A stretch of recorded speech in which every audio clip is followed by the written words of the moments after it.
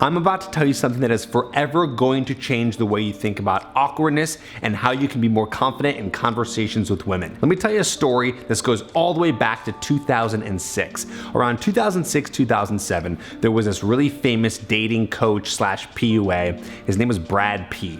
And he's no longer around, but one thing that I remember that he was teaching his students was this idea of social freedom. And he actually had something called social freedom exercises. So it was a list of 20 things that you could do to go out and get social freedom, meaning how to feel more free and less awkward and more confident in conversations. So it would start off like, okay, you go and you walk along a street and you make eye contact with someone for 3 seconds. And then the next one was a little bit harder. You go and make eye contact and then you smile or wave at them. So this is all based in CBT, cognitive behavioral therapy, where everything gets progressively a little bit harder to get you used to being able to socialize and not feel awkward.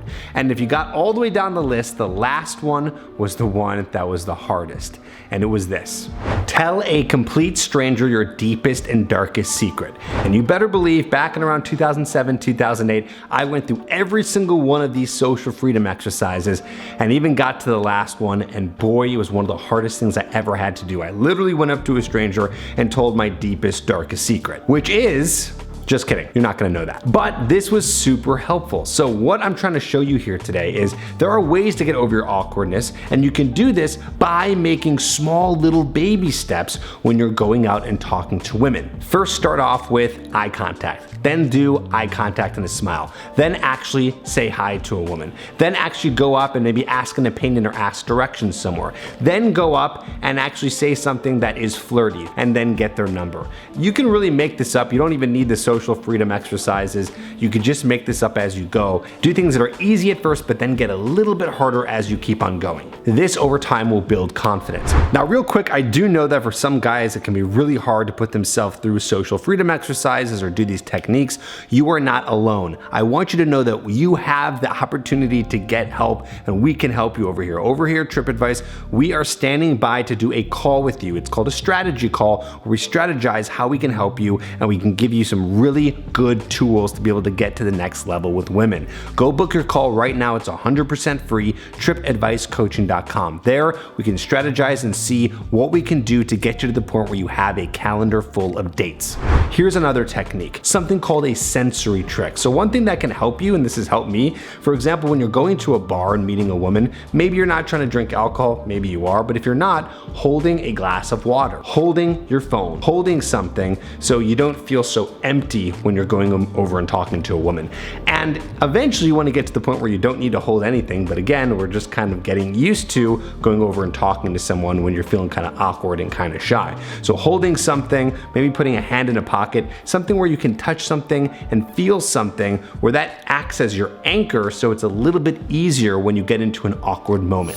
Another trick I want to give you is strategic pausing. So what this means is that when you feel awkward in a conversation, when you're not sure what to say, when things get a little awkward, you're feeling funny, just pause 10 seconds. Why? This is going to realign you with your breath, with the moment in front of you, and yes, it's gonna feel more awkward, but what's gonna happen is if you don't do this, you're gonna feel more awkward because you're trying to fill the silence with saying something, and then that's gonna make you feel even more awkward, and you're gonna be in this downward spiral. So better to pause and wait and calm yourself before you can actually speak again. And it gives you time to even say something so you can start conversation without it being continuously awkward. Another technique is called cognitive reappraisal, which is just fancy for you are reinterpreting a situation in your head after it's happened. So that means that you could look back and go, oh man, that was a really awkward moment I had. That was such an awkward conversation. I feel so awkward right now.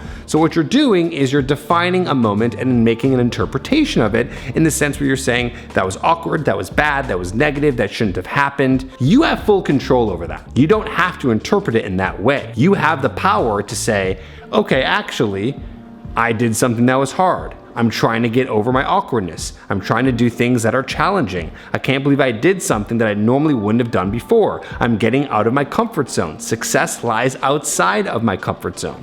See, there's different ways to interpret things in a positive light instead of a negative one. Again, cognitive reappraisal.